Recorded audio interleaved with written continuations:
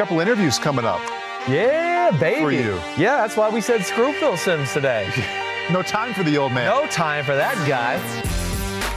Oh, well, it's still the same premise. Screw Phil Simms, but we're going to have him on the show today anyways. Yep.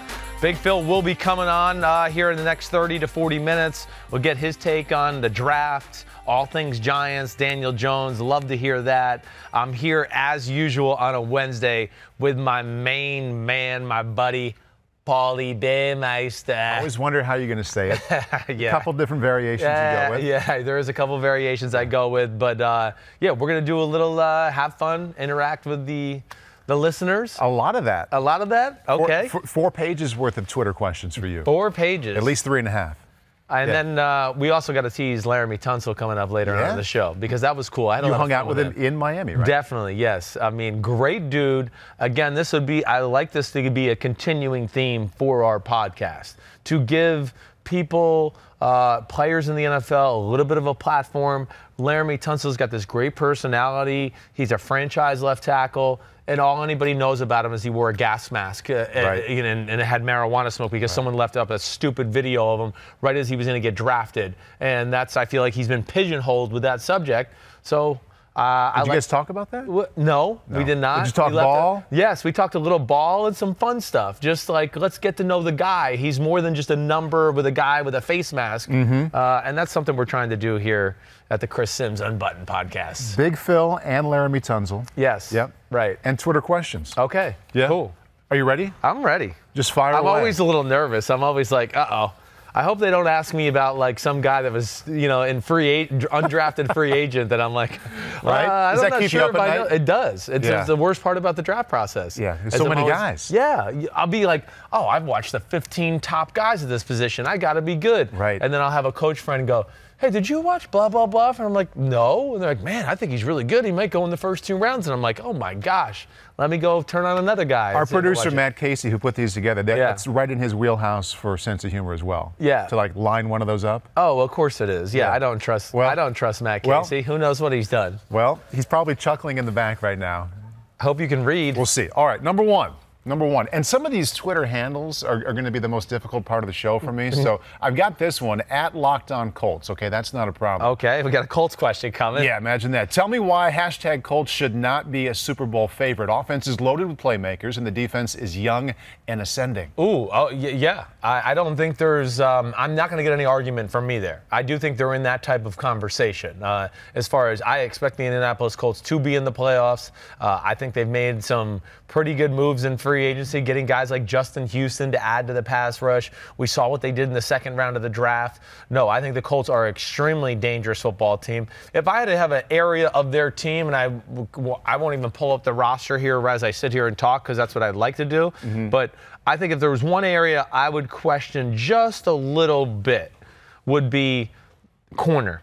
Okay, corner, they got some good players there with Paulie. I am a big believer, though, in this day and age in the NFL right now, when it's 3rd and 4, you can't play zone on 3rd and 4 anymore. Okay. I mean, there's a reason the New England Patriots have been in like 4 of the, how many are Super Bowls here of lately.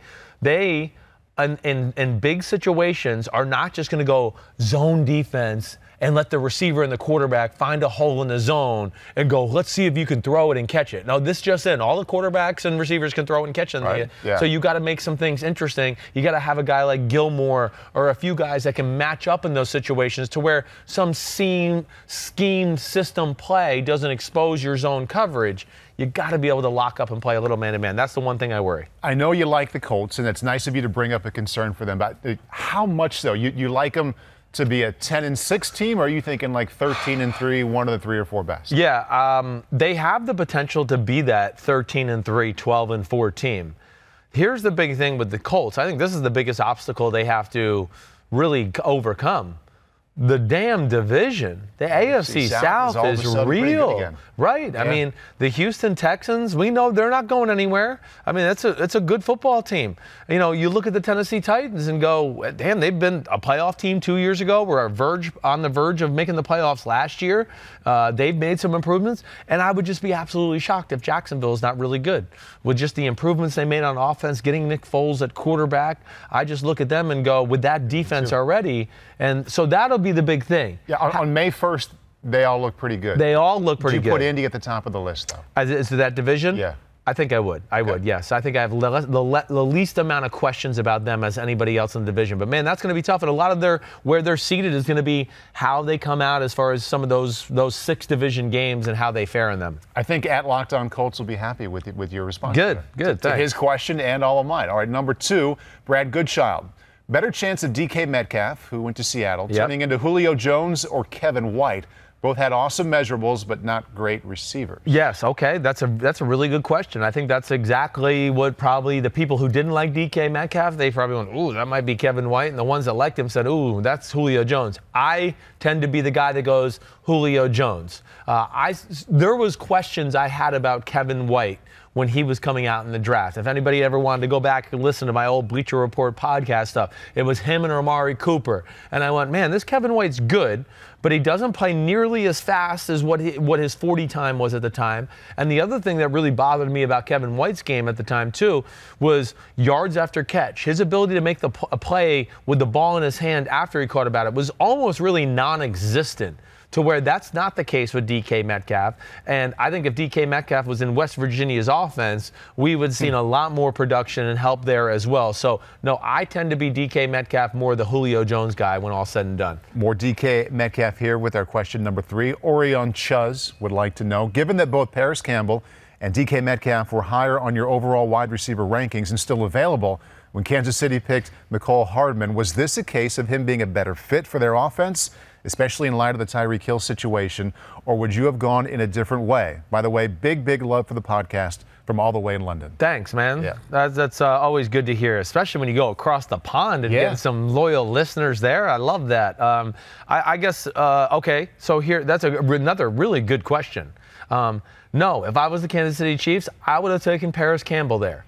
I certainly would have. Yes, Paris Campbell. In a traditional wide receiver role or in the Tyreek Hill, kind of move him around deal? I think that's what he is, ultimately. I think that's how Paris Campbell should start out his career, as kind of being that weapon X kind of guy where, oh, he's a slot receiver. Oh, we can put him outside receiver and he'll run go routes. You know, here's a speed sweep or reverse. You know, make a play that way. Here's a screen pass. You know, I said that it was Tyreek Hill, Percy Harvin-ish type of talent, to where, yeah, I think he is a little further along as a wide receiver than Mecole Hardman. But Mecole Hardman, I'm not going to be mad at that pick. You know I loved it. It's a similar type of football player there that can be, the slot guy, the screen guy, the speed sweep guy. And it's really close as far as who's the more explosive guy. I would say maybe straight away, Mecole Hardman is probably a little more explosive than Paris Campbell, who I'm awed by his explosiveness already. His potential is going to have to be production if they are without Hill in a hurry. Yes, and I just can't imagine that Hill is there. At least the first 8 weeks of the year, I'd be shocked if he was there at all. Right, exactly. He's in deep trouble. All right, fourth question at Kokio, Coccios. Hope I didn't butcher that one too bad. I hope you did.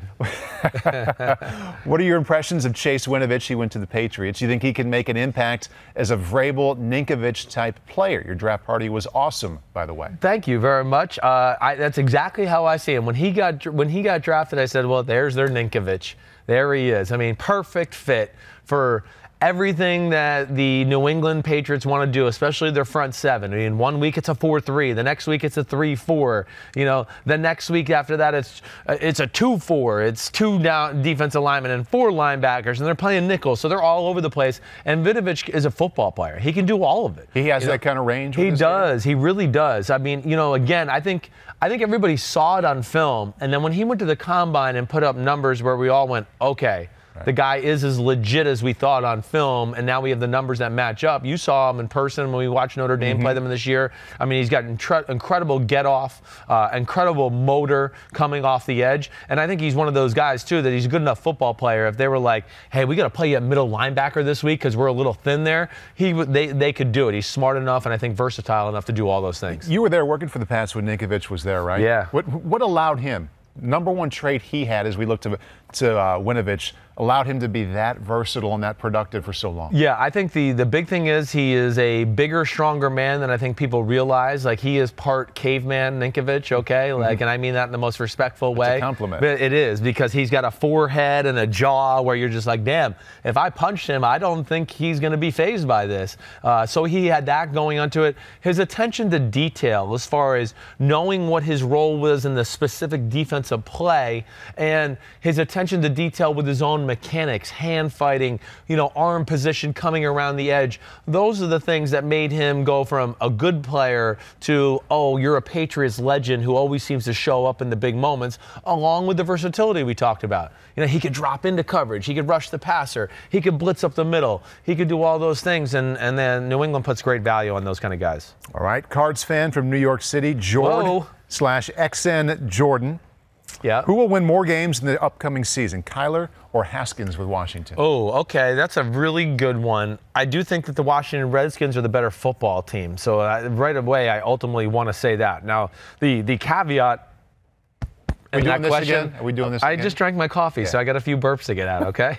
The caveat in that question right there is really about, when does Dwayne Haskins start?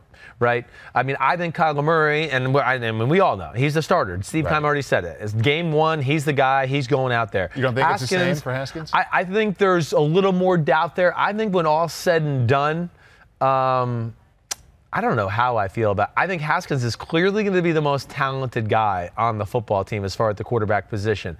It's going to be about, again, can he understand the complexity of the offense and really digest it all before week one of the NFL season, to where, yeah, I could see Haskins being one of those guys who maybe they start off 3-3 and they go, you know what, let's put the guy in.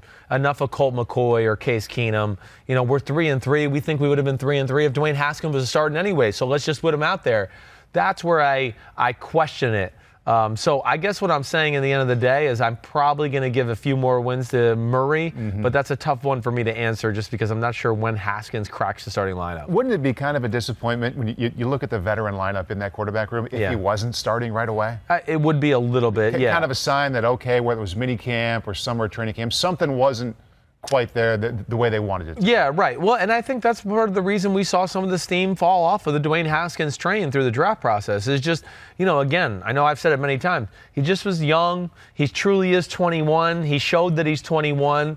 And I think there's teams that looked at him and said, yeah, he needs a year, maybe 2 years behind a guy to learn and grow as a person and as a player. But I think physically, Paul, he's going to blow the rest of those guys out of the water to where he's going to make it very tough on them not to start him, because they're all going to go, well, damn, look, he's so much bigger than McCoy and Case Keenum. And damn, his arm, it's not even close. He's throwing lasers all over the field, and those guys are, throwing nice touch passes, whatever it may be. So they're going to have their work cut out for them as far as making that decision. You ready for one from Tony Baloney? Tony Baloney? Yeah, he showed up here. Good. Yeah. Any reason for concern with Shanahan and Lynch's relationship in San Francisco?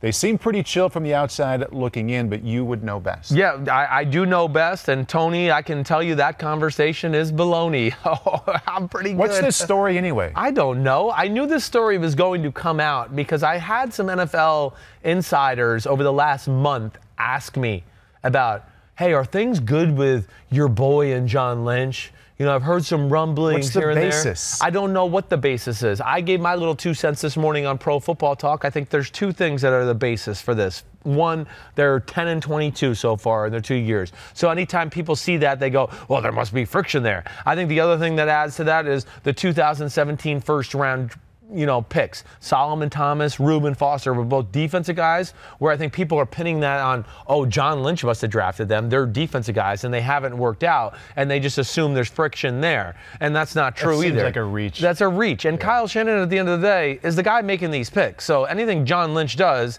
Kyle is sitting there next to him going, do it. Okay, yeah, you got my okay. I like the move too. So that, and then here's my last little caveat I'd throw with this conversation, because this came up with people asking me.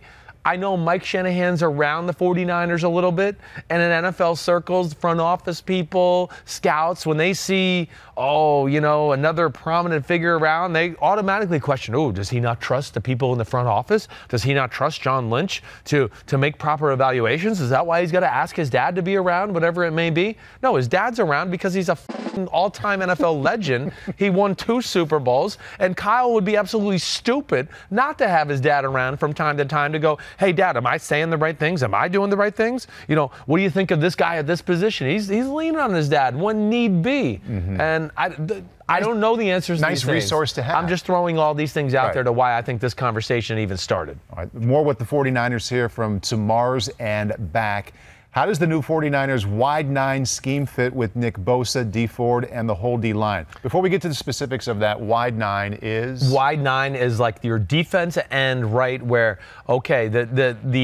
he is way outside the offensive tackle. In a track stance. He is in a track stance, literally where you go, okay, there's the offensive tackle, and now the defensive end is a good 4 feet outside of him, really trying to create the best angle possible for him to get to the 6-yard mark to where he thinks the quarterback's going to be at the top of his draft. That's the wide 9, and they got 2 studs for wide 9. I mean, Joey Bosa, Nick Bosa, he was put on earth to rush the passer. The way he's built, the way he plays, all of that, yes, it's about getting around the edge and getting after the quarterback. And same with D Ford. This is the same thing. That's where I think, hey, the 49ers defense really has a chance to be a real force this year. One on one side and one on the other? One on the one side, one on the other. And then, when you throw in DeForest Buckner and Eric Armstead in the middle with a Solomon Thomas part of the rotation, you start to go, okay, that's pretty legit there. The 49ers are going to be able to send waves of players at you. And I think it's going to greatly improve their football team and take a little pressure off their offense altogether. That would be nice. Yep. The Cryptic Beagle.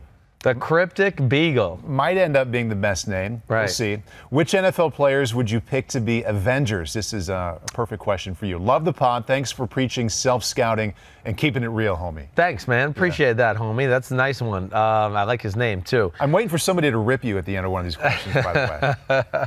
I welcome it. Don't be afraid, listeners. I will certainly. I want to make that a segment, actually. The worst comments directed towards me. There's a show. We need to Sounds like a show. We need to do that at some point, right? Yeah. Like, who was the best to shit on Chris Simms over the last 2 months? And let's go from there. Ooh, the Avengers. Okay, need a little bit of everything. I think J.J. Watt, since he looks like Captain America, is going to be on my Avengers team. Okay? Right off the bat. I mean, my Avengers, I want Fletcher Cox and Aaron Donald on there with me, too. I mean, yeah. Oh, yes. A shame for me for wanting the 2 biggest, strongest, feared guys in the NFL. Yes, I want them. They are certainly in my Avengers. Let's see. I'd make Aaron Donald Thor, and then I think I'd go and make Fletcher Cox the Incredible Hulk, right? So that works. Now I got Captain America. I got the Hulk. I got Thor. We're close enough to the draft that I think you should have a rookie in there somewhere. You think I should have a rookie? Yeah. Well, I got to go with Iron Man. And who's Iron Man first? Iron Man has to be a guy that's, of course, a little older. Right. And is very smart and witty. I mean, do I make Brady an Iron Man? Do I make Brady I feel like he would have a Jarvis. You can go wrong. He'd be like, Jarvis, is it time to eat avocado ice cream? Yes, it is. Yes, it is, Tom. You are low on energy. So I might have to make. Well done. I might have to make Brady Iron Man, and then I'm missing, I think, one Avenger here. This is where you could put the rookie. I could put the rookie. Yeah. Any rookie of your choice, any position, either side of the ball. Oh yeah, I think. I think if I had to choose any of the rookies from this class here, who do you want? Hawkeye and Black Widow. I know they are Avengers. I don't know if their powers are special enough for me to make this cut right here. Who would you put? Any rookies that jump out to you? I want to give Ed Oliver really my last Avenger pick, right? Versatile. Yeah, versatile, Can right. play up and down. Can the beat Avenger you with line. speed or the power game. He can hang with Hulk and he can hang with Iron Man. I think he can do it all. So I hope that is a good enough Avenger team for you. Kind of forced you into putting a rookie on. Don't worry, that's okay. Right. Okay. You've done worse. Reading and might do worse coming up here. Oh, I love this because Paul is such a professional and he wants to get these names right. And you're not going to get them right, so just butcher it. Don't worry. I think this is Matt the W. Cole Webb. He needs a shorter handle, by the way, which is a strange thing to say. Matt the W. Cole Webb. Yeah. Okay. That's him. Okay. And he has a short question. Who has better year 2 in the new system? Carr or Stafford? Oh, it's Matthew. It's Matthew. I thought it was Matt the. Matt Casey's laughing his ass off. Kid can't even read over here. I know. Okay, so wait, what was the question now? From Matthew? Yes. Not Matt the? Matt the? Is your brother's real name Matt the, or is it Matthew? Oh, that's so funny that you just butchered that. Yeah. What the hell was this question? Who has a better year two in a new system, Carr or Stafford? Oh, Carr or Stafford. Okay. Matt the Stafford. Matt the Stafford. I expect improvement for both. I'm going to say you see the most improvement for Matt Stafford. I really am. I think Matt last year was, an outlier year for Matt Stafford. Again, I'm a Matthew Stafford defender, and I can't defend him last year. He played his worst football of his whole career, and I do believe a lot of that was because of the culture shock. And to put it in layman's terms or explain it to everybody, really, hey, the Detroit Lions, until last year, they played backyard street football. They just said, hey, Matt, we're going to get in the shotgun. We can't run the ball. We can't play defense. Just throw it 40 times and make magic happen and hope we can win. And that's the way he was used to play it, and that's why he threw a few interceptions sometimes where we're like, wow, how did he throw the interception? What? How did he throw the interception? Because he's had shit pass protection, just an average offensive scheme, and he had his first 100-yard rusher last year in 6 years. Wow. So that's how, it can look not so great for a quarterback at times. Where last year, it became Matt Patricia. This is New England. We're going to manage every situation. We're going to manage the huddle. We're going to manage tight ends. We're going to manage your meeting before the meeting. We're going to have a meeting to talk about the meeting and all of those things to where, yes, it can affect a football player, getting used to a new style of play, to going, hey, it's one thing when you're a basketball player, right? And you just go, I know I'm going to get 30 shots tonight, so I can just keep shooting. But now the coach comes in and goes, I don't want you to shoot a ball in the first quarter. And then you get in the second quarter and you're going, damn, I haven't got a shot. I'm not in a rhythm. And I think that's a little bit what Matthew Stafford went through, where he just goes, I'm used to have already thrown like 20 passes by the time halftime's over. And here we are at halftime, and I've given the ball to the running back 25 times, and I only got 9 or 10 passes. And I think all of that was part of the problem. Stafford has incredible talent. I am a defender of him, and I think he's more talented than Derek Carr. That's why I'm going to say he has the bigger jump. I think it's interesting that Carr and Stafford just ended up in this conversation because, to me, they're kind of the same guys. Stafford is older. However, you think about a lot of talent, a lot of production, individual talent from both, a lot more good than bad. However, not much postseason, if any, postseason success for either one of them. They're kind of similar guys, about 5 years apart. Stafford's been in the postseason twice, and he was going to beat the Dallas Cowboys until the controversial pass interference call. Remember that? He played really well up in Seattle in the wild card game 2 years ago, and the receivers had a few drops and let him down to where the game was going to get competitive. So I even think you're right. It's very similar career arcs. I would say Stafford, though, is more impressive that way. Hey, and again, as much as we want to bag on Matt Stafford, until last year, this is a little stat for everybody. Until last year, he had been to the playoffs just as many times as Drew Brees had in his career. Really? And yeah, people forget that. Drew Brees, they went to the playoffs in 2011, and then they went in 2014. And then until last year, that was the last, and 17 and 18 of the last 2 times he'd been. He went through a long stretch of no playoff. But Drew Brees, and I'm not trying to bag on him, I'm just telling you, for whatever reason, got a free pass in that conversation. He's a franchise quarterback. Everybody telling me he's the best quarterback in football. He had been, prior to 2010, they'd won a Super Bowl. They've been in the playoffs before that as well. Exactly right. I'm just saying when Stafford got into the league, which was 10 or 11, until last year, Brees had just passed him up with playoff appearances. Last year, he one-upped him. So I'm just throwing that out there. Not that I'm saying Stafford is as good as Drew Brees. I'm just saying, again, context around the players, and sometimes we jump on a player for one thing, and then I want to just point out that here's another player with the same thing, and we're not talking about that. I'm just trying to do that a little. However, Brees did have the Super Bowl title and a couple of league MVPs. Yes, he did. Well, Matt the Stafford no league was in MVPs, but that's all right. No? No, Brees has no MVPs. Ever? No, never. I know. That's shocking, right? I know you want to say I'm challenging you to that, but I'm telling you I'm right. I'm telling you I'm right. I'm right. All right. Yep. All right. Look, he's still like, I swear he's wrong. Somebody. You know I'm going to go home. You're waiting for somebody to get in your ear and go, no, Chris is stupid. You're right. Nobody has said that. Somebody might be thinking. Well, that was the issue last year. People wanted to give Drew Brees the MVP because they thought it was his last chance to win it. Remember, that was a talking point, like in Week 10, where people were like, I think Brees is ahead of Mahomes. It's kind of a career award. What? No, there's no such thing as a career award for MVP. You don't know if Patrick Mahomes will ever get back to the level he was at last year. Right. You know, he was the best player last year. You vote for that guy. It's not a career award. So there you go. All right. Exhale. Period on the end of that one. I think you mentioned the Cowboys. More Cowboy talk here from Tyson Robb. Thoughts on the Cowboys drafts? I think it was sneaky, really good, but because they didn't have a first-round pick, nobody really talks about that. No, you're right. It was sneaky good. I mean, the Cowboys are the old school Raiders, first of all, a little bit. It always seems like they come out with a few freak shows, you know, bigger, faster, stronger type of guys. Tristan Hill, the kid they got out of Central Florida, has phenomenal potential. I mean, at his best, he was a first-round talent. The problem with a guy like Tristan Hill, there was a few plays every game where you'd go, I mean, he's gotten, you know, blown up and he's 5 yards down the field. How the hell does that happen? But the Tony Pollard pick, I think, is going to be a great addition for the offense. I think they needed that as far as a running back with a different skill set than Ezekiel Elliott. Take a little pressure off him. And then Connor McGovern is a road grader at offensive line. And I think they realized they needed a little more depth at that position. And he's a guy that I think could, you know, when maybe contracts get done and things get shuffled out, where he's got the potential to be a starting offensive lineman at some point. So Dallas, you know, is a really talented team and did not have a lot of holes on their roster in general to where I went, ooh, they got to fill this. They're a playoff caliber team. They're one of the better rosters in football, and I expect them to be back up in that top of the NFC conversation once again. In general, looking at that pack of 8 picks, and everybody with us on YouTube saw the 8 picks of the Dallas Cowboys, without a first-round pick, what would be a good haul, whether it's Dallas or any of the other 31 teams? 2 starters and 3 or 4 contributors when you have 8 and no first-round pick? I think that's a fair number. Look at it 3 or 4 years down the road? Right. You're hoping that, okay, out of these 8 picks, none are a first-rounder, which first-rounders are usually first-rounders because they're year-one starters. Like here, he's on training camp, he's starting, he's jumped out to us. The rest of these guys, you go, I hope that they're in the rotation in year 1 and 2.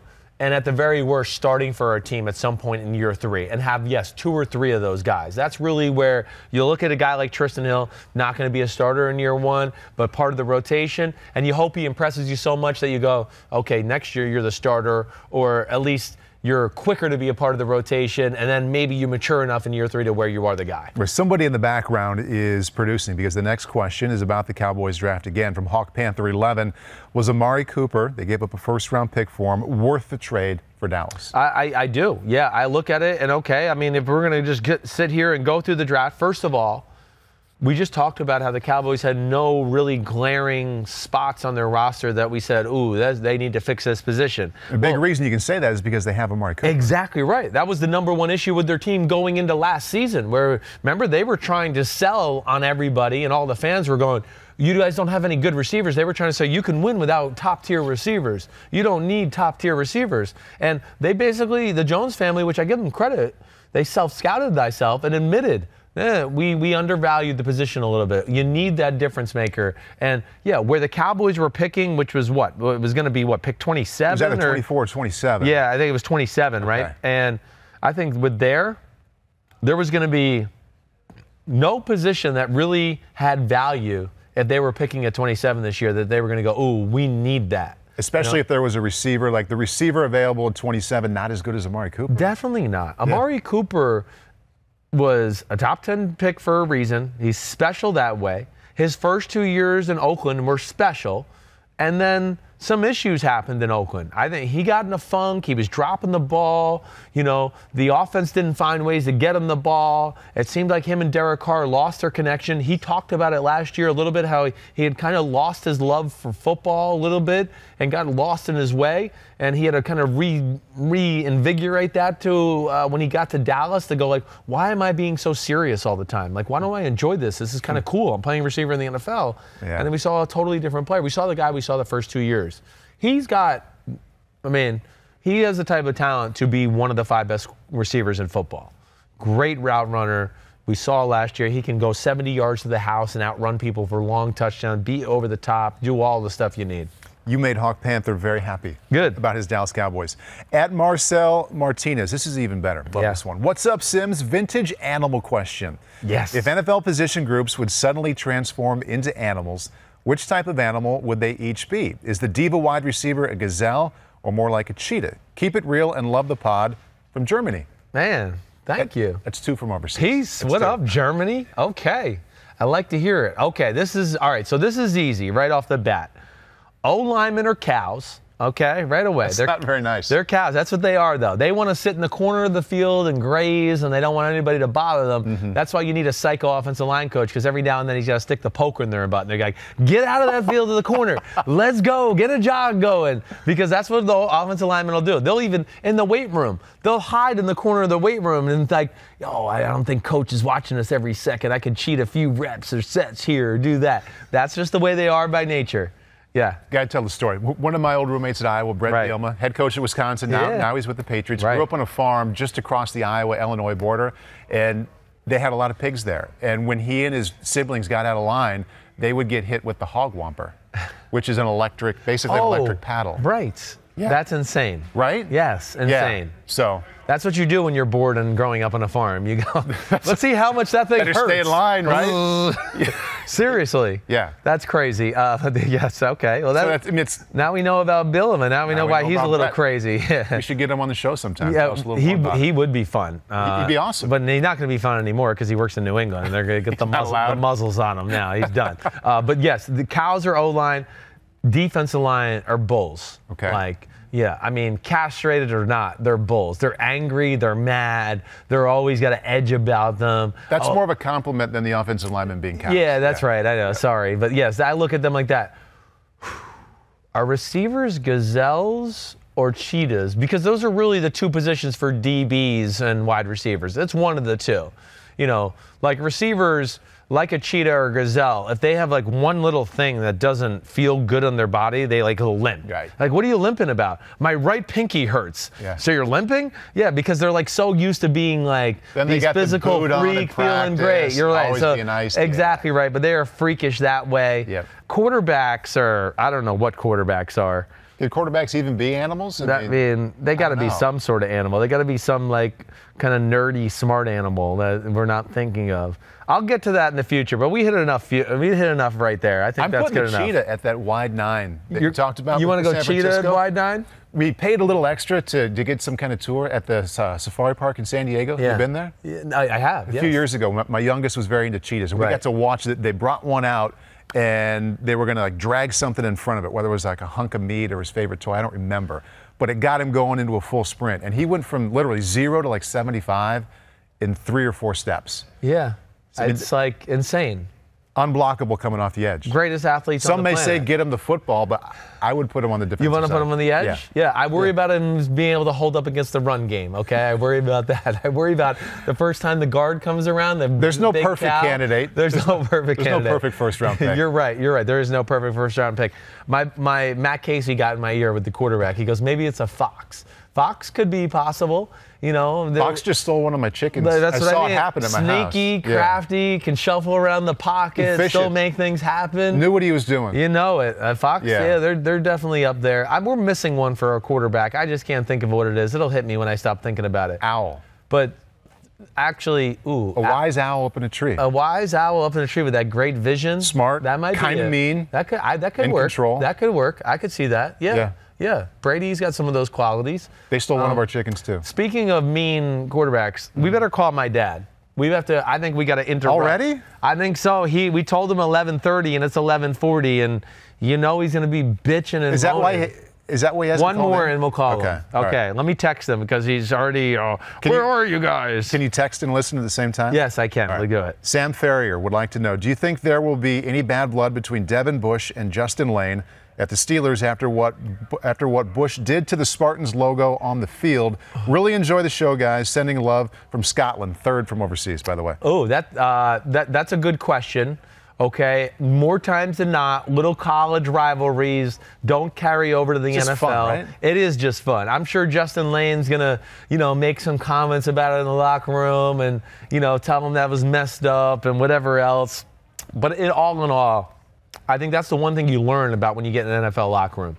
There's not this bitter oh, we're still competing against each other. Even the guys that you're competing against at your own position. You're not sitting there rooting against guys like you think you would be. I mean, when I was a freshman in high school, those are the things I thought. And that stuff went on even in college a little bit. But when you got to the pros, you started to realize, wait, it is about me. You hear that. We got to be the best we can be. I got to be the best version of me. And that's what you start to realize. Okay, a lot of this is in the control of my hands. It's not about whether that guy messes up. It's great if he messes up, and that will help me. But still, I need to be impressive on a daily basis and take advantage of my reps and show improvement to give the coaches the confidence to actually put me in there. And there's no point in me wasting this negative energy rooting against the guy I'm competing with, during practice where I'm going, oh, I hope he f***ed up, I hope he f***ed up, I hope he f***ed up. Because you know what? That's when your focus is there, then it's your time to get in. So you need to stay focused on what you need to do to become the better player. And I think that goes on more in the NFL than maybe people realize. I was just nodding my head listening to you. It wasn't really in sync with you. Matt Casey was saying Big Phil's on the phone. But good. Let's get to first. Yeah. Wow. Pete Rozelle. Hold on a second, Phil. Hold on, buddy. Okay, I'm holding. Okay. Pete Rozelle making the call for the Giants taking Big Phil with the first-round pick back in 1979. Back in 1979. Guy's old. All right. New York Giants first-round selection. Quarterback Phil Simms, Morehead State. Boo! Who's that guy? Screw him.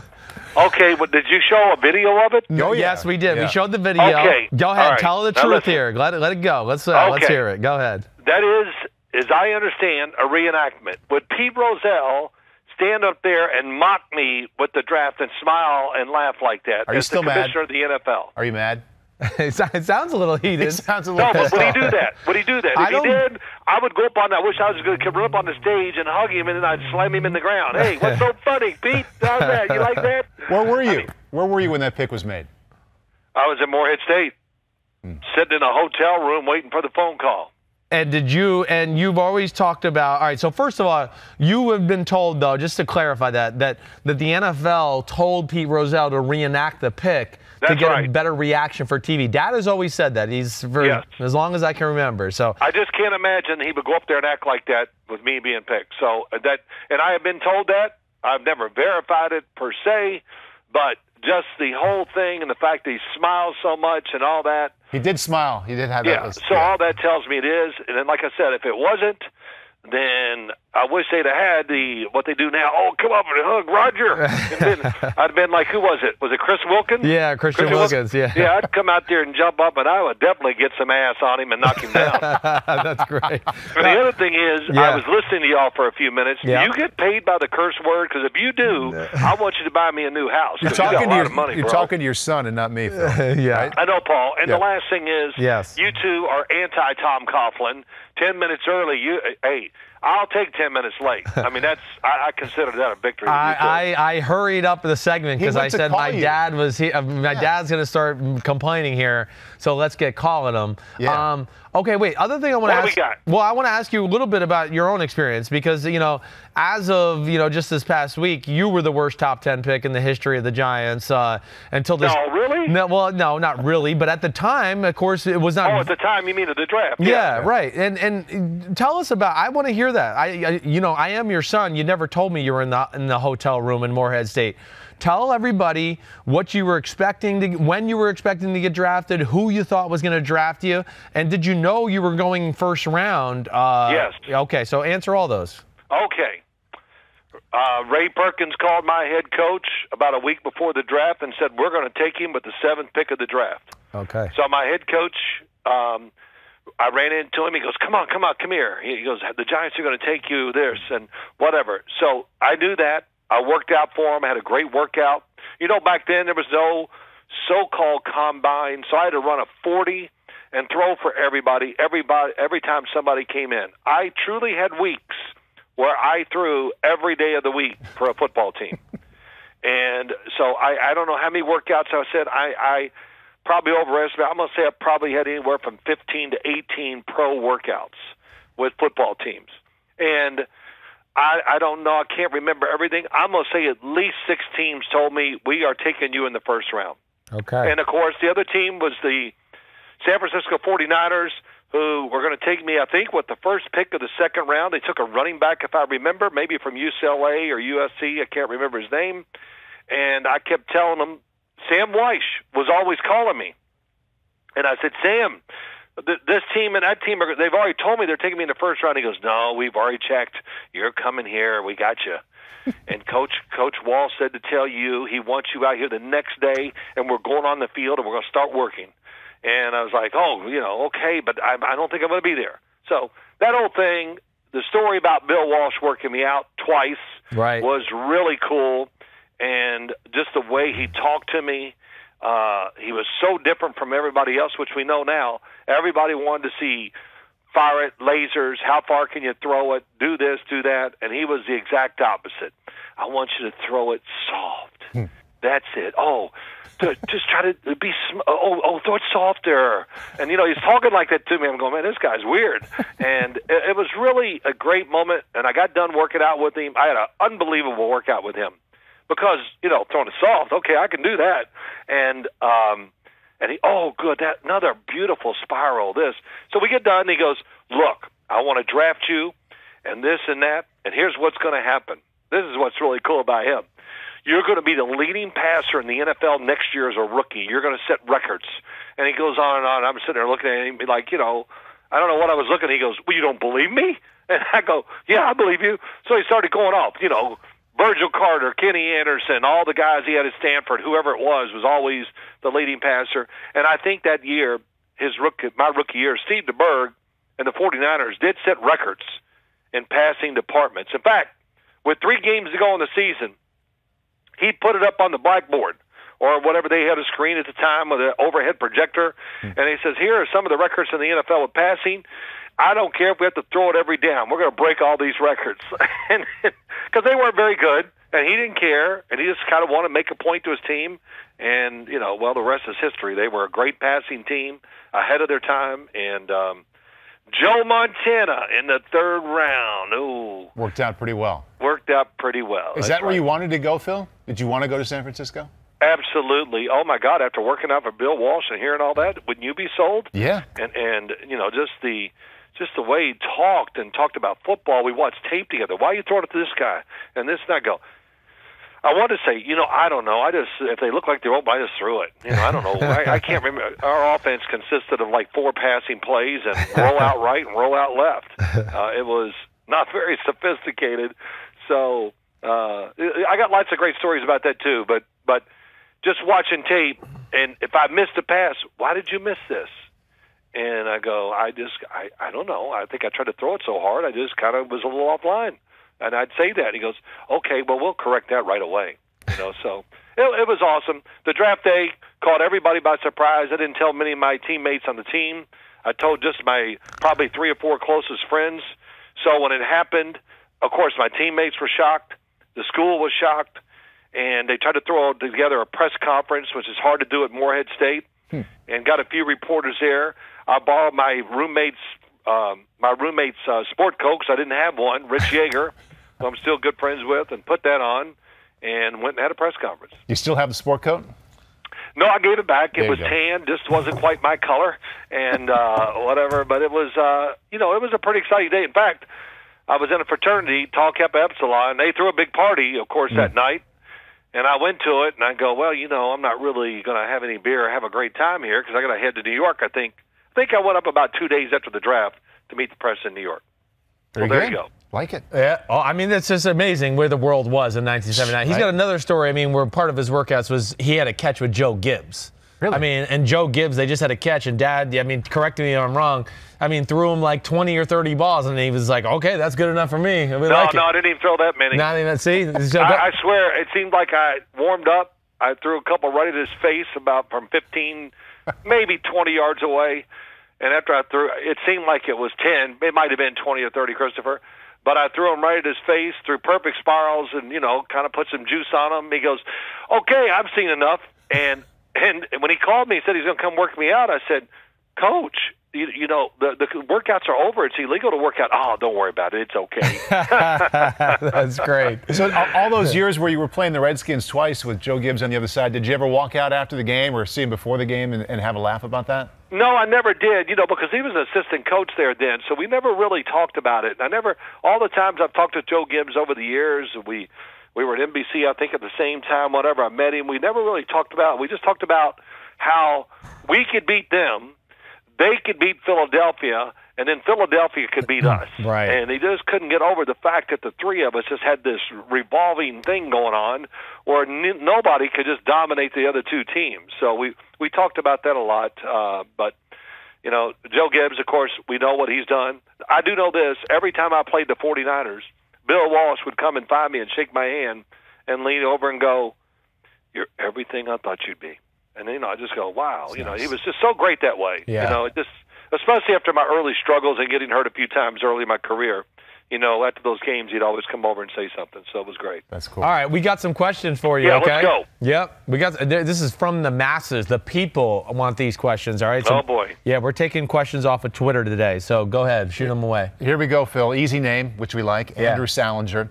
With regards to the Giants' selection of Daniel Jones at quarterback, how long do you think it will take them to work him in as the replacement for Eli during the regular season?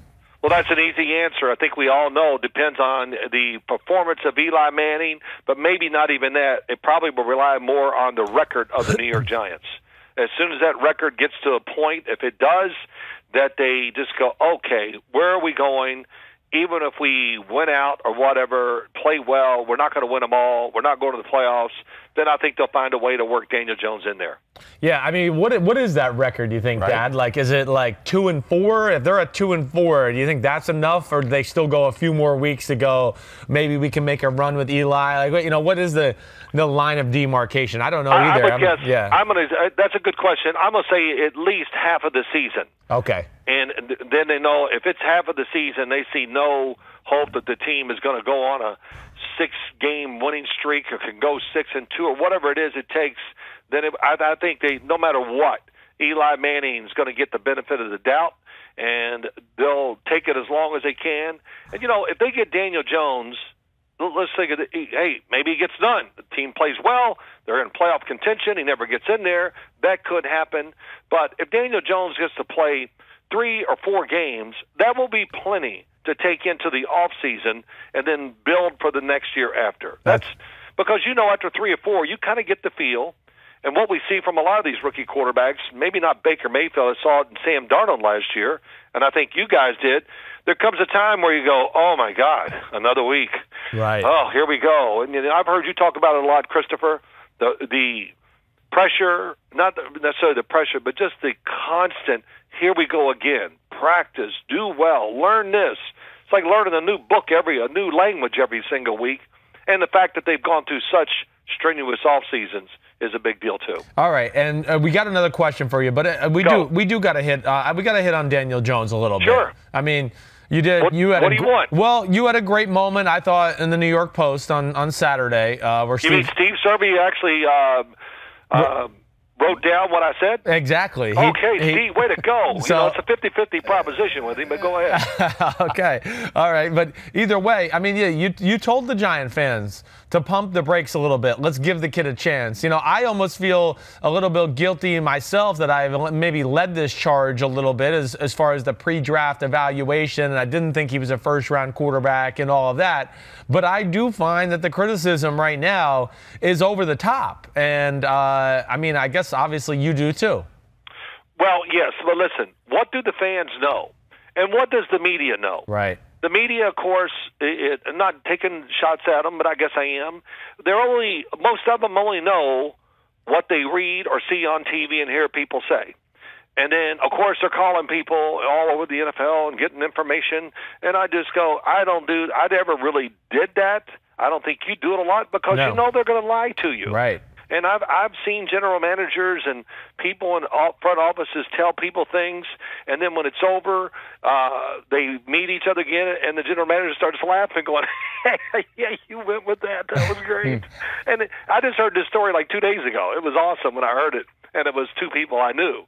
So even though you're closest friends, maybe with our friends, actually with somebody in the front office, you just cannot believe what they're going to tell you, because remember, their agenda is entirely different from yours. Right. So that kind of hurt Daniel Jones, because there was they weren't in contention for a national championship. You know, we weren't saying the unbelievable skill set he had and all those things, which we did, I think, with the top three and, you know, everything. I never read anything about, let's say, Drew Lock that did not mention his athleticism and his tremendous arm. Right. But he still went in the second round. And so that tells me, okay, we missed something. But how are we going to know those things? I can watch tape, you can watch tape, and so can Paul. Yeah. But I don't know the person. I don't really know exactly what they're trying to do with their offenses sometimes. Right. And, of course, it's always great to hear what the coaches say and, you know, read between the lines, even the equipment manager, whatever. I mean, listen, before I came out in the draft here in 79, I had a scout walk around campus and just randomly say, "Hey, do you know Phil Simms?" And they would ask questions. Right.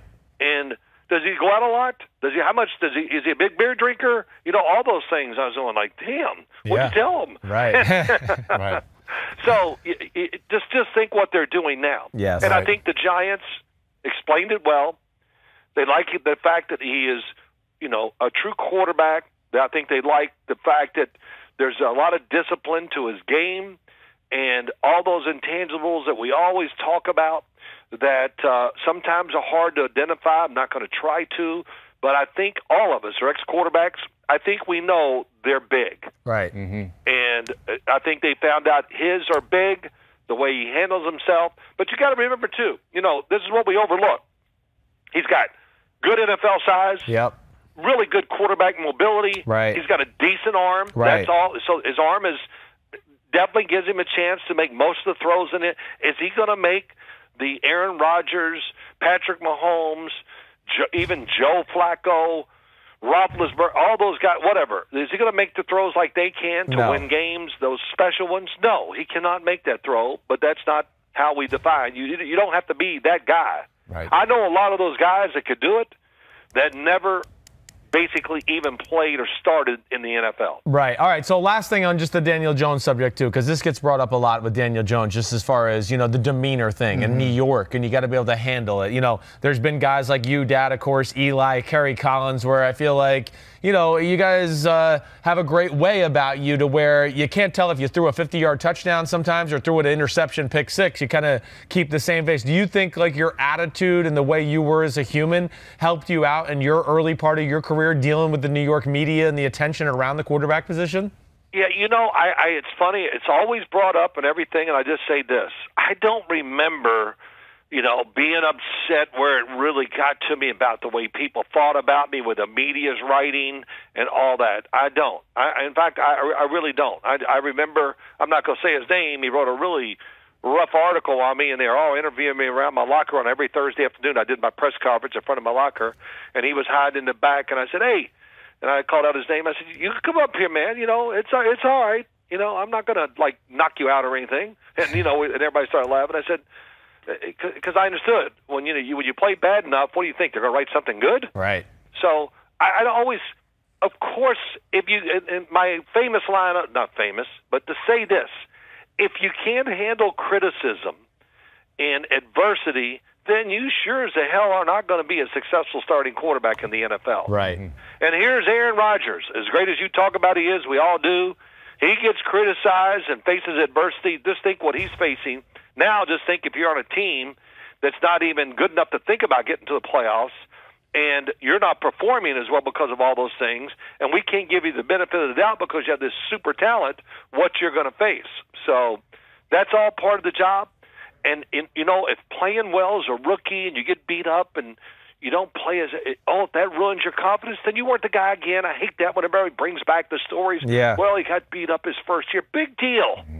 So what? Right. And Daniel Jones Not that he faced a lot of adversity down at Duke, because I don't think they put pressure on him when they didn't win. Yep. But he played on some really average football teams.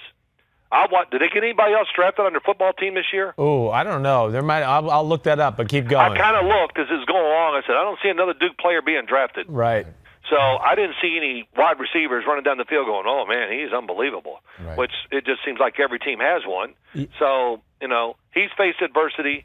And, of course, the last thing that comes up in everything I read, and no disrespect, I mean, it's just is they always bring up, David Cutcliffe. Right. And I understand. You would have gone to Tennessee if he stayed there. Yep. So he must have some way with quarterbacks, and I think he's tough on them, but he can really teach. And I think when you watch their offense, even this year, it makes sense. Yeah, they threw a lot of short passes. Well, you know why they did? Because they were probably playing teams like Clemson and them that get to the quarterback really fast, so we better get rid of the football really quick. That's a valid that's part point. of it, too. Yep. So not to always take up for him. Did I think he would go to the Giants at 6? No, I did not.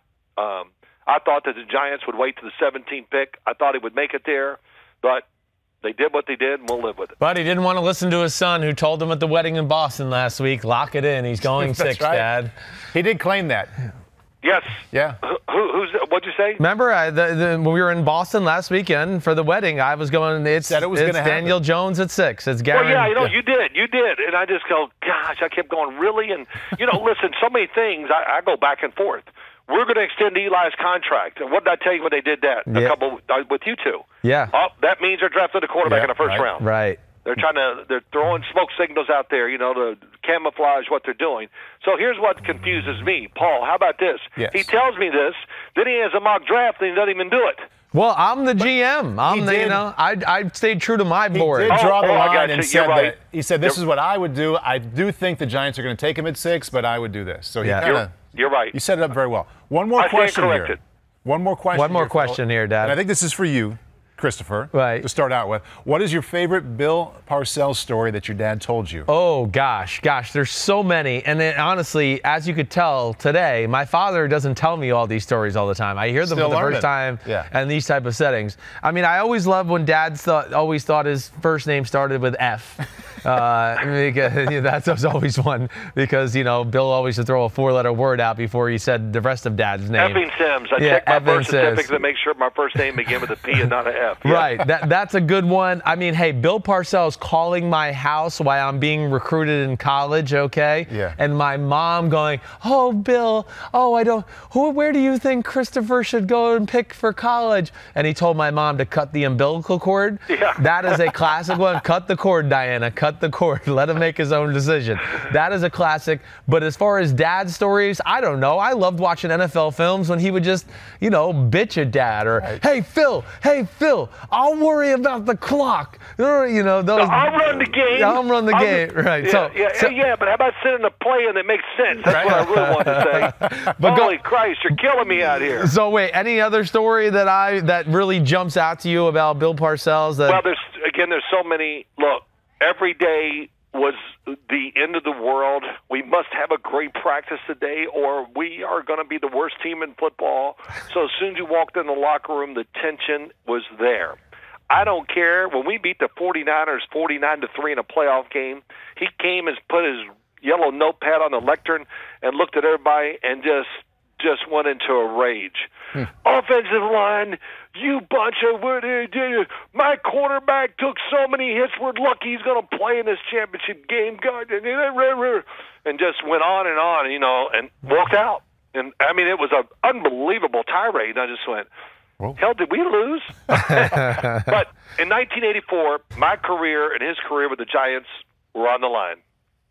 And he was pretty positive with me during training camp, trying to set a good tone, which was truly the only year he was like that in training camp. But you could tell he was a different coach, really in command of what he wanted to do, and he was going to do it his way. I'm walking out the locker room door, opening game of the year, playing the Philadelphia Eagles. I have to walk past him. He goes, hey, Simms. I go, yeah, Coach. He goes, if you don't throw at least 2 interceptions out there today, you're not taking enough chances. Let it go. And I just go, well, hell, I can take care of those interceptions for you. Don't worry about that. But I tell quarterbacks that, and I know they don't believe me, but it's true. It was his way of trying to take all the pressure off of you and just play. And he was great at that. It's not a game of perfection. Quit trying to be perfect. Play. So, he was trying to teach you to go to the edge of your talent level and push it, but not to a point where it turns into a total disaster, but where if a big play is there to be had, that you could do it. He was really great that way. But I cannot understate to you at all his ability to every day to be on edge and just be the villain. And I mean, it was. I would walk in the locker room at 7:30 or 7:15, 7:30 meeting. He's sitting there in the middle of the locker room drinking a cup of coffee. I'd get a couple guys sit down, and he would literally. This is true. He'd go, "So how many passes did you complete in practice yesterday?"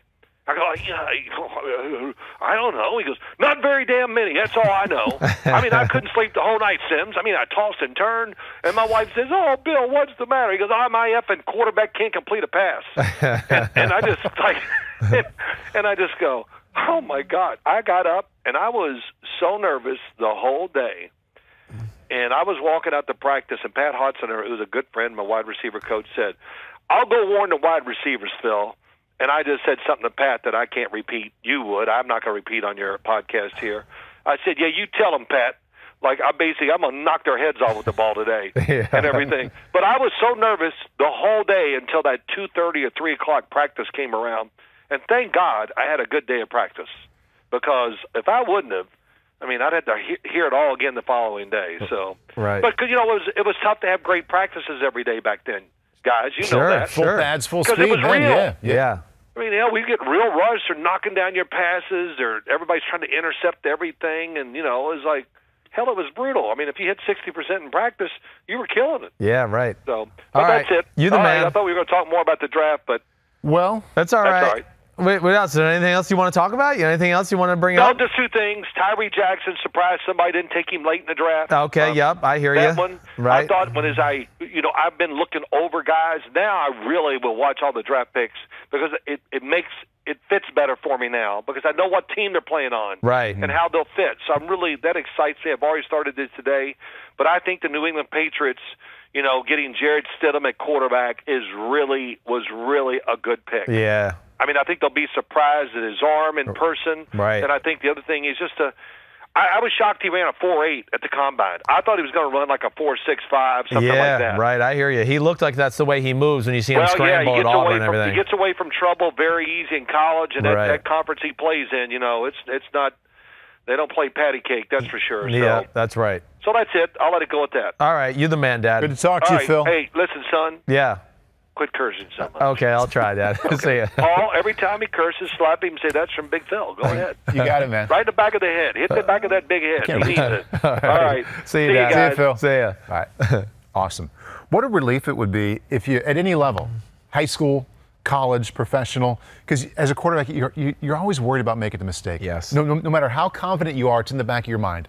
To have your head coach say right before you run the field, "If you don't throw a couple of picks, I'm mad at you." I can just feel the weight of the world coming off my shoulders if I ever had a coach say that to me. Yeah, no, he brings it up a lot. Gift. It is. As pressurized as Parcells wanted to make everything, yeah, he would throw that out there for Dad every now and then. Didn't say it for everybody else to hear. Didn't say it for everybody else to hear, exactly right. But gives the quarterback, he stops him from being gun shy.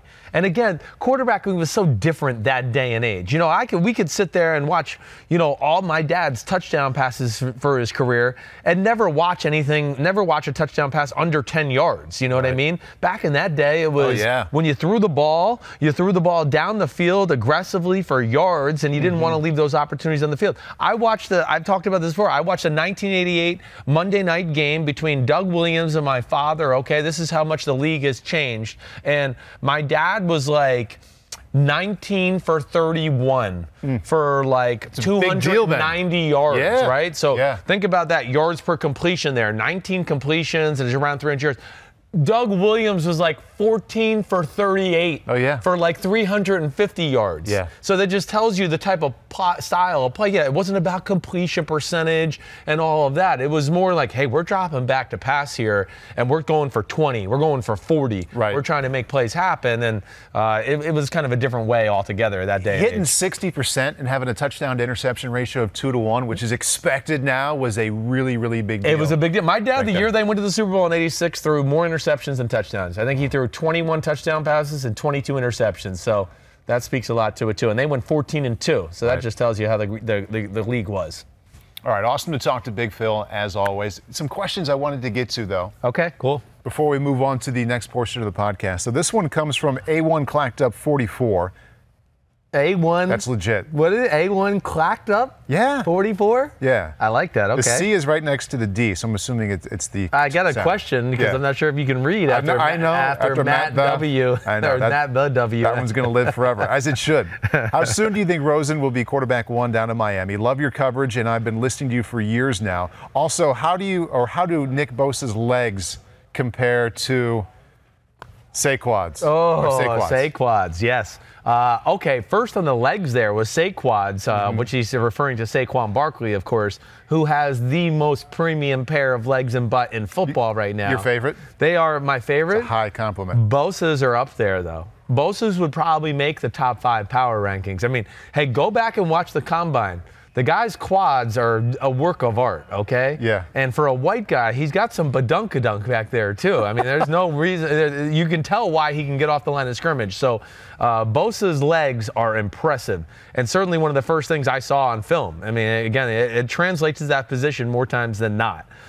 You were more excited about that than the quarterback question. I think I was. Now, going to Rosen with Miami, I will be absolutely shocked if Josh Rosen doesn't take control of that situation right away. Pretty shortly, pretty quickly within learning that offense. You know, hey, the first advantage he has is Ryan Fitzpatrick's learning a new offense too. So it's not like he's going to be like light years ahead and been in the system. This is the New England offense. New England's offense is different terminology than the rest of the league. Even for a guy like Ryan Fitzpatrick, who's very smart and been in different systems, this will be his first time in a system like this, where numbers are used for formations, and there's a little different balancing act there.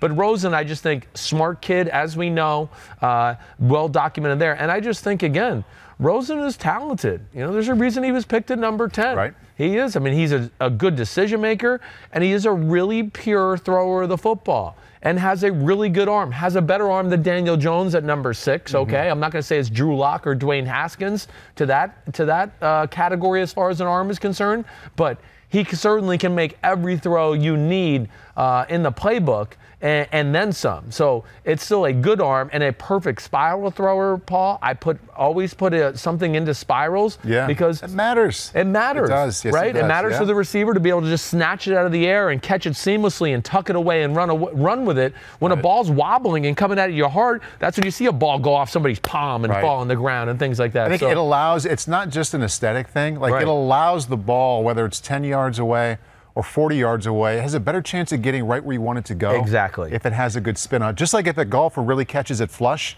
and it's spinning the right way. Right. It has a much better chance of going tends to land on the green where you want it to land. Where it's supposed to. Yes, I agreed. And that Rosen is a perfect spiral thrower, an incredibly accurate thrower. And great balance. You ever notice when watching him, like his feet never got that close together and then had to spread out? It's a great point by you. They were kind of, it was a very, they moved maybe it's 6 a tennis in him. I really always look at it as a tennis. Is he a tennis player too? It's like he was a really good tennis player growing Makes up. Sense. So I could see that in him. And he does. He has good feet within the pocket. Mobility is not his strength.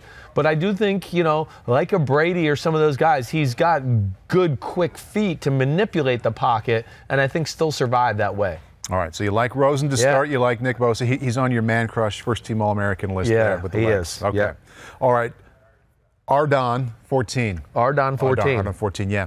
Does the Kirk Cousins contract doom the Vikings' chances for the next 2 years? No, it does not doom the Vikings' chances. Again, did the Vikings maybe overpay for Kirk Cousins? Yes, okay, but that's the current state of the NFL, is to overpay the next top free agent at a certain position to make that guy one of the highest paid guys in football. You know, did Kirk Cousins ever deserve to be in the conversone for one or two third highest paid guy in football? No. Bad timing. But it's just bad timing, right? He took advantage of the situation. Sure. I'll say this. Don't hate the player, hate the game, okay? Just because he took advantage of it, don't be mad at him for being a good, smart businessman and doing all of that. You know, the system itself is to be questioned there. But no, I still think, hey, listen, we're looking at other teams that can still be very competitive with high quarterback contracts and all of that. I don't think it's a detractor, especially where the salary cap is at right now. You know, $27 million, okay, for a salary cap that's getting up there towards $180 million. Yeah, it's not ideal, but I still think if you're smart, good about evaluations, good about spreading the wealth around your roster, that you can certainly still make it work. You know, and I know, hey, I'm the rookie quarterback contract thing and the Tom Brady contract certainly is the best way to go. Right. But that's just not realistic all the time. Okay, let's stay in the NFC North with the quarterback. Mr. North Jersey, what kind of name do you give that? Oh, wait, that's Eddie. What, did you cross that out? Eddie Villavicencio. I put a line between what I perceived to be the first and last name. Villavicenzi. There you go. Villavicenzi. Eddie Villavicenzi. Hey, Eddie Villavicenzi. Meet up Paul Burmeister. There we go. Okay. Good job. Thank you. Question is, do you see Mitchell Trubisky being an MVP candidate next season? Then he says, serious question. Yeah, that's okay. I like it. I'm you know, again, MVP candidate. Gonna say no. Mitchell Trubisky, over-scrutinized this past year, yes. Can you win a Super Bowl and be one of the best teams in football with Mitchell Trubisky at quarterback? Yes, you can. Here's another question for you, the NFC North. Yeah. Next 3 years, you get one of those quarterbacks for your next 3 years in the NFC North. Next 3 years. Is he your guy? No, I'm still going to go with, Aaron Rodgers. Next 5 years. 5 years, then I would start to question a little bit. Then I might switch to Trubiskyville. That's about the edge there of where. 4? Yeah, 4 years? 4, I still might hang with Rodgers just to go, man, he's such an elite thrower. Even though the athleticism might leave, he's still going to be able to make throws and plays with his arm that other people can't make. But Trubisky, again, I fought back with this narrative the whole year last year. Hey, it wasn't perfect. I understand it. There was times where he missed throws or made a few bad decisions. I get it. And he's always going to be held to this standard of, damn, Patrick Mahomes was drafted after you, and so was Deshaun Watson, which, again, is not Mitchell Trubisky's fault. Right. That's the Bears' fault. Get on Ryan Pace if you want to have that conversation. Don't blame Mitchell Trubisky. He's being all he can be. That's all he can do. He can't be Mahomes or Watson because he's not them. They're better than him, yes, but it doesn't mean you can't win a Super Bowl with the guy. It was his second year in the second offense, and it was last year. Let's not forget, first of all, his rookie year, his best receiver on his team was Tyree Cohen, who was their backup running back. Literally, they were so bad at receiver at the end of the year in the 2017 season, Tyree Cohen was one of their starting wide receivers. They had Jordan Howard at tailback, they had a fullback in, they had a tight end in, and 2 receivers, and Tyree Cohen was one of them. So that's how depleted they were their rookie year. And he played very good as a rookie. Second year, we talk about new offense. All the new players they got around him, Trey Burton, Allen Robinson, drafted Anthony Miller out of Memphis. You know, it goes on and on with the guys they got him. Hey, that's not easy as a quarterback. Learning the new system, learning guys and their tendencies and what they look like when they break out of certain routes, and can I anticipate when they're coming out of the breaks, all those things. Either way, he was clutch as hell in the playoff game. He put them in position to kick in a fairly makeable game-winning field goal. And I still look at it and go, he's one of the best running quarterbacks in the sport, and his arm is strong. You know, is he a pure, accurate, always anticipating type passer? No, he needs to improve on those type of things. MVP? No, but really good quarterback, and I think can really do some damage and be successful in that offense with the Chicago Bears and Matt Nagy. Makes me think a little bit about the Daniel Jones pick at 6, because was Trubisky really worth, with those talents, the number 2 overall pick? Maybe not. Has it been a success so far? Yeah. Yeah, They're winning, and he's doing a nice job. Had he gone at 12 instead of 2, it might have been an easier road up to this point. Exactly right. But they had a home playoff game. And they won the division. Right, and he left them in a spot to win that home playoff game. It was double doink, and to feed off of that. Hey, when he didn't play, Man, the Bears' offense looked like shit. There's no other way to put it. You watched the Thanksgiving game against Detroit. They couldn't do crap. Yeah. It was Strugglesville. The next week they went to New York and played the damn New York Giants, who sucked at the time. And they lost because their offense couldn't do anything. And they had a pick 6 that day. And they had something else that happened to be very favorable. Interception down near the red zone that set them up for a touchdown. So, hey, the offense looked a whole lot better when he was at quarterback than Chase Daniels or anybody else. All right, this is the most important one. Uh-oh. DC 1986. Who had the worst eating habits of all the teams you played on? Oh, that's a good, really good one. Worst eating habits. Gosh, let's see. Okay, first one I always think of is Algie Crumpler. Oh, the old tight end. Oh, big Algie. We're like 280? Well, he went to 280 the year I was there because his wife was pregnant. Okay, during the season. And I think he started the season off at like 265. Maybe. Yeah, maybe. Yeah. He had some badunkadunk back there, so it wasn't a lot for him to pack it on. But that was one of my funniest years ever because it became kind of a running joke as the year went on because I think he might have hit 290 at one point during the year. Maybe 3. Because, I mean, he could have, and he could carry it. The Crumpler was a phenomenal athlete, but his wife was pregnant, and when she wanted that 12 o'clock peanut butter and jelly sandwich at night before he went to bed, have one with her. Why don't I make one for myself? Yeah. Oh, you want some ice cream, honey? Why don't I have some myself? So that is certainly one that jumps out to me. Gosh, my first year around Warren Sapp, he was definitely not a health eater. I could certainly say that. Damn, I'm gonna miss somebody here that I know I'm gonna miss out of this bunch, because there's always those guys on the team who, you know, might have the ability to eat anything because they're trying to keep weight on to play a certain position. Right. Yeah. Anthony Becht, my tight end, he was Former pretty Jet. horrible. Oh, he was pretty horrible. He'd always have like a sleeve of Oreos at training camp in his room. Most guys were stuff pretty like that. horrible back then, though, right? Yeah, it's it wasn't changed the so same. much. It wasn't the same. Yeah. But those are a few names that jump out to me. And I always hate those questions because I'm going to get done with the podcast. Then you're going to think of them all. And I'm going to go, oh, wait, I forgot about that story. That's what always happens to me here. You can bring it back. Yeah. All right. Your friend down in Miami, Laremy Tunsil. Yeah. You guys were hanging out. We had some fun. It was good to get to know him. We got a little 11 things to know about Laremy Tunsil. But, yeah, cool, great personality, great guy. And here he is, Laremy Tunsil, as advertised, the big, the man, the myth, the legend, the left tackle, with some bling-bling on for the interview, too, I liked.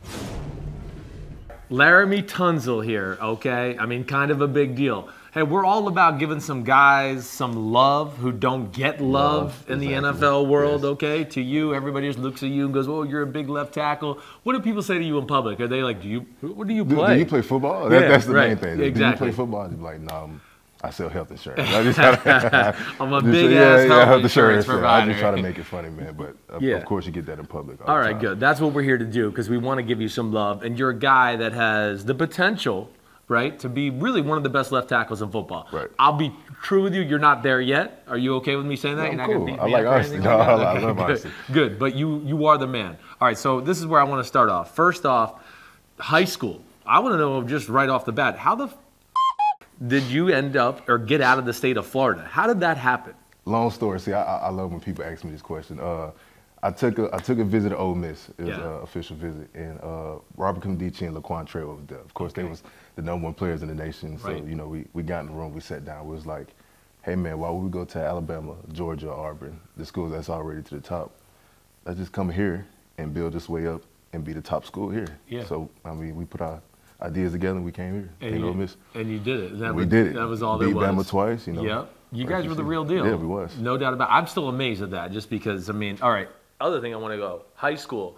What the hell's the name of your high school? Columbia High School. You and Timmy Jernigan? Oh, yeah. Yep. I just learned this, just like straight like Wikipedia style. I just looked at it. I mean, you went up against them practice daily? So when Timmy was a senior, I was a sophomore, and we used to go every day at practice. Damn. That was hell. I bet that was. But it helped you mature, become a better football player, things like that. Really did. Who else did you play against in the high school area? Did you guys get any other names there? No, we didn't have no other big schools. I didn't play against no players that was ranked or anything. You cheated and saw my computer. Yeah. Because I wanted to ask you about your birth sign. All right. You're August 2nd. August 2nd. Leo, you know anything about Leos? I just know we're the king of the jungles. You're the king of the jungles. Yeah, you're a lion. Yeah, no doubt about that. Yeah, for sure. All right.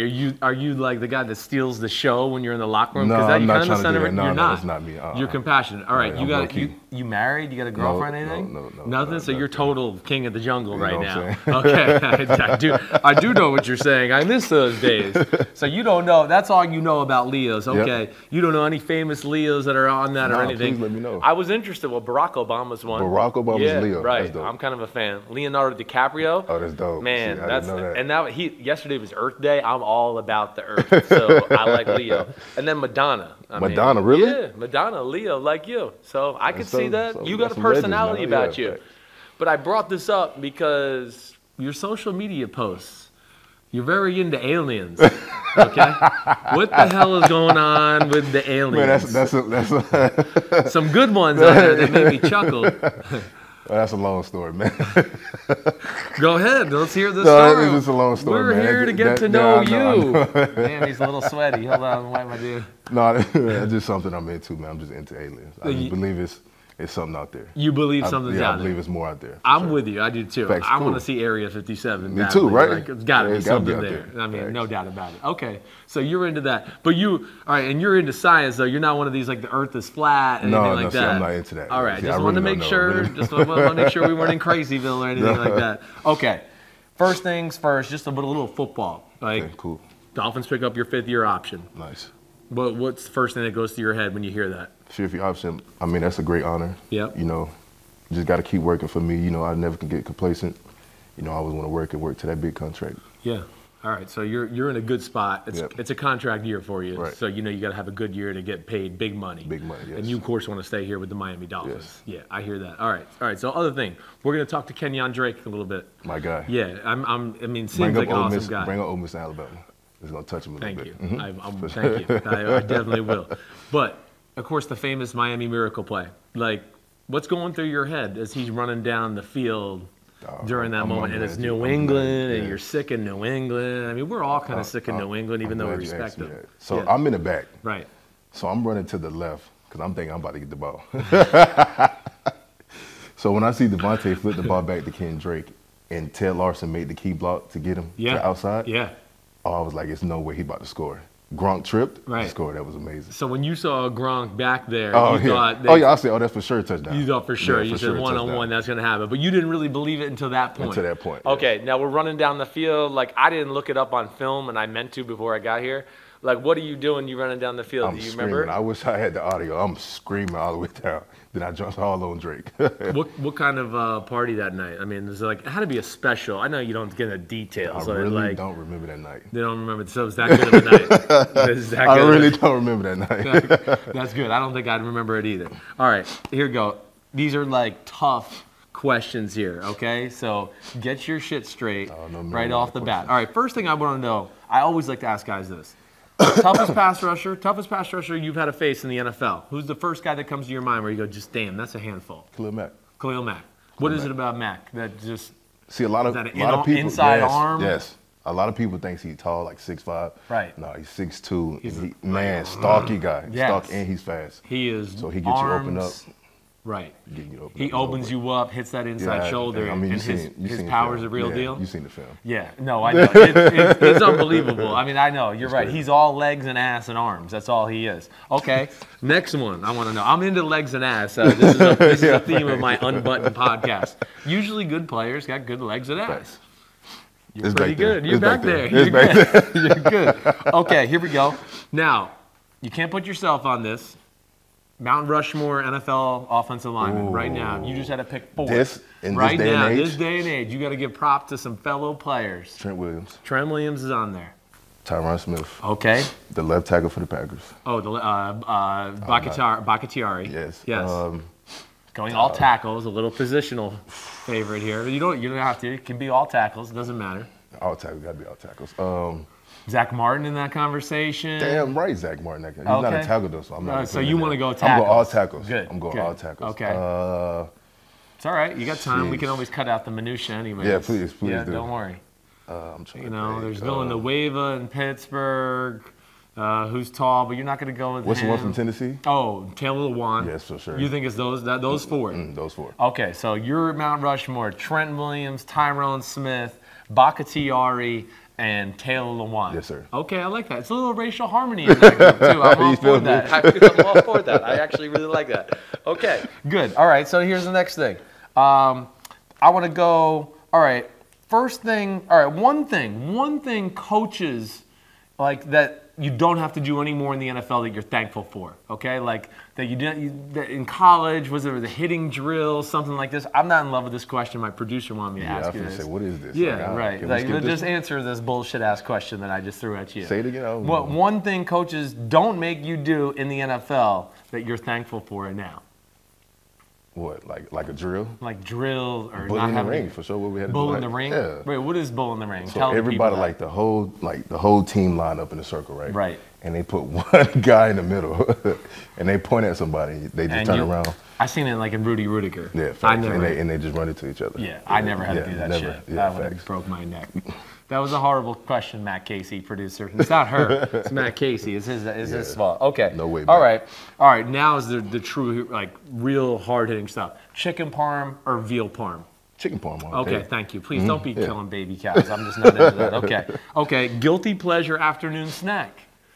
Like when you get home today and you might have your good healthy meal. What's like guava and cheese? Guava and cheese. You ever had that?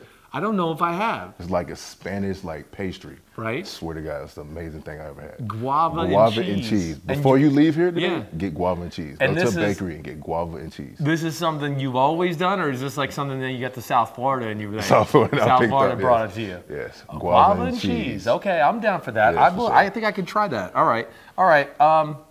There's a town of Laremy in this country. Do you know what state it's in? Wyoming? You're Wyoming, right. Yeah. Damn, see, this is why offensive linemen are the shit. They're smart, too.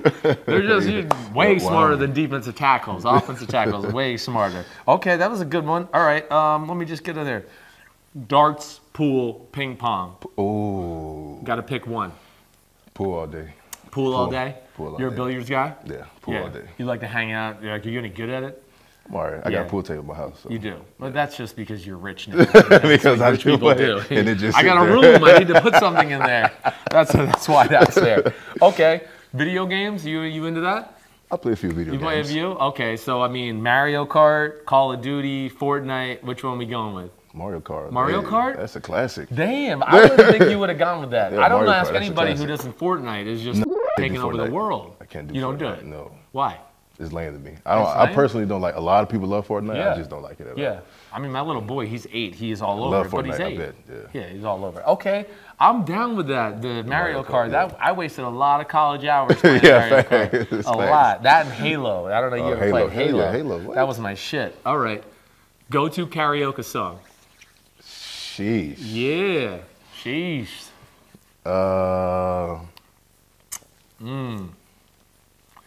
I mean, you think you'd go rap, or are you gonna like belt some tunes out? I might go Sade. Sade?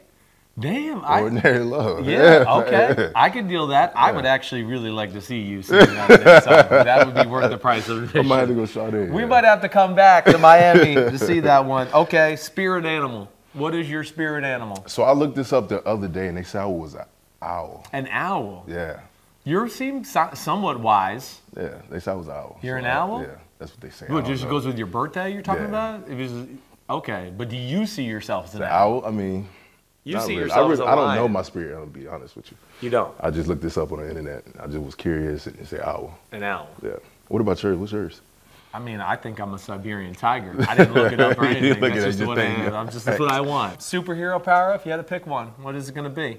Man, I'm going to go with the OG Batman. I don't want no superpower. You just want to be like in a thing and try to beat the crap out of people and have some gadgets Even and though toys? he get beat up all the time, I think Batman's pretty cool. Batman is cool. I'm down with it. Yeah. I mean, he beat up Superman, He did beat up Superman. which I don't think's really real. No, I think that was kind of effed up. up. Kind of effed up. But damn, Batman. Okay, you don't want to fly or No, like I'm have good. X-ray I vision would or be something. Batman. You want to be Batman's the OG. Batman? Okay, all right, fine. Just live a normal life and die at some point. Fine. Okay. All right. Big draft question here. Got a draft. These three are on the board. Who you going with? A shark, a T-Rex, or a lion, who's coming off the board first? I went lion. I wanted the position versatility. I kind of looked at it as like, you know, like a hybrid defensive tackle, defensive end. T-Rex, I mean, he can't play tackle. He doesn't have the arm length that you guys. But you're not getting past him at all. You're not getting, you sure his feet are good? Yeah, I'm pretty his sure. His feet might be slow. He don't have to to kick nowhere. He just seems a little top heavy. I don't know. Shark, I don't know. Shark not coming off the board at all. No, I don't even know. Yeah, I might go lion. Yeah, you go lion. I changed you. You went. You were gonna go T-Rex, and I talked you to the lion. Yeah. Good. See. It's my friend right here. I like this. I mean, rumor on the street is you're a musician. Yes. You got like the musician pizzazz already. Little gold, got the earrings work. I got real artsy guy. You got another one over there. Okay, so what are we doing music-wise? I started playing the guitar, I want to say 2 years ago. Right. I played the guitar, I played the bass. I recently just bought a beat pad if I can make beats. And I also just bought some keys if I can learn how to play piano. Okay. Yeah, so when I'm done with football, I want to kind of lean to the music section and try to be a producer. Do you? Yeah. Okay. That's my goal. All right, that's cool. So I want to learn all the instruments. The next instrument I pick up is probably a sax, and just keep going from there. What's been the hardest to learn so far? Guitar is really hard. I bet. And your big-ass fingers can't be so good I'm everywhere with it. Yeah. So the guitar is pretty hard, man. Yeah. And if you don't stay consistent with it, right. You lose it. Yeah, all your skills go out the window. It's like not playing left tackle for a long time. Exactly. You go, shit, I need some work. Exactly. All right, so then you got, piano, you probably pretty good at. Yeah, You're made for that. Yeah, thanks. Yeah. It's easy. That's easy? You just got to put your time to it. Okay. All right, that's cool. So you just want to learn the music to one day where you can create music and be a producer. And be a producer. Yeah. Okay. DJ Khaled over here. DJ Khaled. Cool. All right, if you had to eliminate one question the media asks you all the time, give me one. Ooh, so help me out with this one. Is there like just the dumb thing you always got to hear? Good question. That's a good question. I'm going to say a recent one. When they asked me to compare Coach Flo and Gase, that's one thing I hate. Well, yeah. I hate when they ask me to compare somebody. I don't like that. That's a no-win situation, you know what I'm saying? right? Yeah. Facts, like, let me talk about the new coach and not talk badly about the old coach. Yeah, facts, right. Yeah, I hear you. That is a dumb question. What do they expect you to say? Right. Gase is great. Flores is really great, too, from what I've seen so far. Exactly. All right, and talk about B-Flow. That's what actually we used to call B-Flow. I don't know if you're allowed to call him that. Okay, I didn't want to get you in trouble. I say Coach B-Flow. I don't. Coach B-Flow. He's serious guy. I don't know. He is a serious guy. Yeah. What's it been like so far? Just getting used to the environment he's brought down here. He got a lot of respect. You know, a lot of players down here respect him already, just because where he came from, what program he came from. Of course, he came from the Patriots, and that's a great organization, and they won a lot of Super Bowls. So you're gonna look at the guys as a leader, and we respect him. Yeah. Do you notice like a change in the approach? Because I'm a big fan of Adam Gase, so this is no way. But yeah, you notice a big change in everything, the way it's done. Yes. His way or no way. Yeah, it's his way or no way. And what else? Would anything else jump out to you about? Not yet. I mean, it's still early. Still early. It's still early. I mean, if y'all come back and interview me again, which I hope y'all do, we will. I'll let you know. This is the first of many. Facts. We just wanted to have you Appreciate it, baby. show some love. Laremy Tunsil, okay?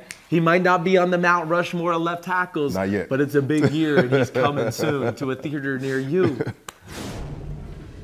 All right, there you have it. Laremy Tunsil, I mean. Good time. Great time. Yeah. Great dude. Great personality. Yeah. And I had some fun with him even before the camera started rolling to like really make me like him. You know me, I can go off the cuff a little bit. First of all, very important. Do you believe in other life forms out there? Because he believes there's aliens out there. I am a believer that there also is other life forms out there. Yeah, I would like to. Yeah. I would like to think that. Yeah. I can't make myself get there where I actually do. Yeah, okay. So, yeah, you're like. Was it hard to get there? I don't know. Yeah, I guess it was hard to get there. I just feel like Area 57, they got something out there that they know about, and they're not letting us in on it. I mean, I don't know. I just feel that way. But, I mean. What kind of life? Well, I don't know. Oh, Area 51. Did I say Area 57? Yeah, Area 51. You know what I'm talking about. Yeah. I don't know, but I just feel like they got something out there. But, you know, at the same time, we can't figure out who killed JFK, so I don't know how smart we really are. I'm conflicted Bringing in the grassy knoll. You know it. I'm conflicted there. But Tunsil, well-rounded human being, saxophone, playing the piano. Smiles a lot. Shows you that, you know, football players, again, are not these meat sticks everybody else wants to kind of portray them to be at sometimes. And I hope we can continue to show guys in that light. Love to see you out doing more of that. Yeah, I think that's something we're going to try to do a lot more here going into the spring and summer. Cool. Yep. All right, that was it, right? Yeah, I think so. We hit it all. Talked to your dad. Yep. We talked to Big Phil. Had Laremy. Little Laremy. A lot of questions. Do you know what state the city of Laremy is in? Wyoming. Oh, good. You're just damn smart, Paul. You being nice. Did the game back there way back when. Oh. One final question on the way out. What's your favorite snack after having a few daddy cigars? Oh. With the music up. Huh? Oh, gosh. I'm a sucker for Oreos. Yeah. I you go sweet instead of savory. I do. Well, or I can go like a full bag of chips, not the single serving chips, like the full Ruffles family or bag. Doritos? Oh yeah, something Doritos, some Lay's, anything. But man, Oreos are tough to turn down. Can of Pringles. Especially after some daddy cigars. I'm gonna get you on daddy cigars before it's all said and done. I'm gonna There's get a you show to try right one. there. It is a show. I might have to film that. All right, everybody. Peace out. Appreciate you guys listening. As always, you know where to find me. At Simms Unbuttoned on Instagram. At CSimsQB on Twitter. And tomorrow, we got a podcast coming up. I don't know what the hell we're going to be talking about, but it's going to be something funny. That's AJ Green is going to be on there. There you go. I'm going to talk to AJ Green here in a little bit. Like we did with Tunsil? Exactly. Yeah, but a little more in depth. This is a full interview. And if you want to look at us, youtube.com/NBC Sports. But for Burmeister, why would anybody want to look at us? I don't know. I question the same thing. But peace out, homies. See ya. Have a good rest of your day.